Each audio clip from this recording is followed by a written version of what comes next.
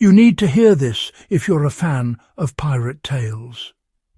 Before we dive into the secrets of pirate survival, make sure to subscribe to our channel and share this video with your friends. The open ocean is beautiful, but for pirates it was a harsh, unforgiving world. Imagine being on a wooden ship, far from land, the sun beating down, surrounded by endless water you can't drink.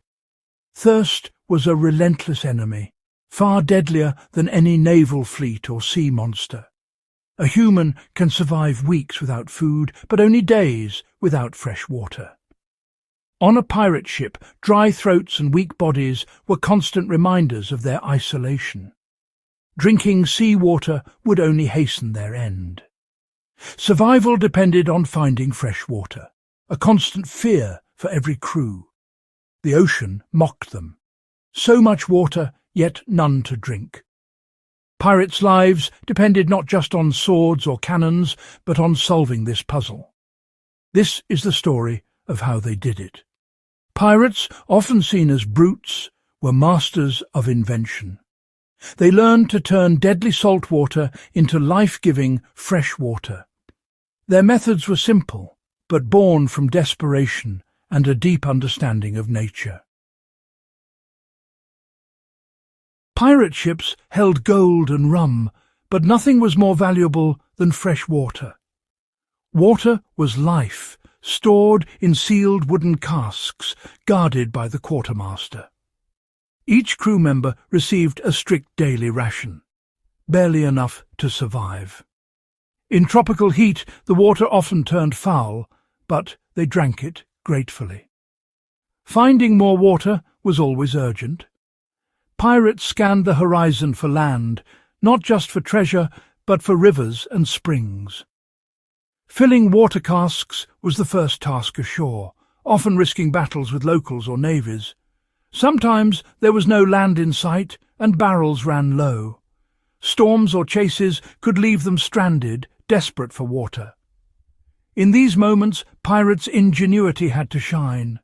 They couldn't just hope for rain. They had to act. They looked at the endless salt water and found ways to make it save them. Their survival depended on turning the impossible into the possible. When water ran low, pirates turned to a simple, brilliant method: distillation. Using a large cooking pot, they'd fill it with seawater and light a careful fire. As the water boiled, steam rose, leaving the salt behind. Pirates stretched a cold, wet cloth over the pot. Steam hit the cloth, condensed, and formed droplets of pure water. These droplets dripped into a cup below. It was slow, but every drop counted. This process, distillation, was their lifeline. It used precious wood and produced little water, but it meant survival. Even a few cups could save lives. Pirates used basic science to turn a cooking pot into a water maker. Their resourcefulness turned the ocean from enemy to ally. Simple tools and clever thinking kept them alive. Sometimes fire was too risky on a wooden ship. Pirates needed a safer way to make fresh water, so they used a cannon. A small fire in the galley heated seawater in a pot. Steam travelled through a pipe into the cool iron cannon barrel. The crew doused the barrel with seawater to keep it cold. Steam condensed inside, turning back into fresh water. Gravity let the water trickle out the touch hole where it was collected. This method was safer and more discreet. Pirates turned weapons of war into tools for survival. Pirates also used the sun to make fresh water, no fire needed. They built a solar still, a shallow tub of seawater, a cup in the centre, covered with clear cloth or glass. The sun heated the water, causing it to evaporate. Vapour condensed on the cover, then dripped into the cup. It was slow, but safe and silent. The sun's energy turned seawater into drinkable water. Even in the middle of the ocean, pirates could harness nature to survive. These pirate methods were based on a simple principle: distillation. Heat turns water into vapor, leaving salt behind. The challenge is to capture and condense the vapor back into liquid. Condensation happens when vapor cools on a surface, forming fresh droplets. Every pirate method, pot and cloth, cannon barrel, solar still, used this process. Evaporate, leave the salt, condense the steam. It's the same cycle that makes rain. Pirates recreated nature's water cycle on their ships. Their survival depended on understanding and mimicking this process.